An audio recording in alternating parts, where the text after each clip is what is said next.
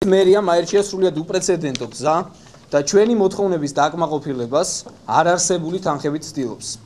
Რამდენადაც მოთხოვნების ფინანსური უზრუნველყოფისათვის ისინი საზოგადოებრივი მსჯელობის გარეშე აპირებენ გაყიდონ თბილისელების ქონება, მიწები და შენობები, მაგალითად ჭადრაკის სასახლე, დიღმის ჭალები, თბილისის ზღვის ტერიტორიები და სხვა და სურთ ამ მეთოდით გააჩინონ განცდა იმისა, რომ ფული არსებობს.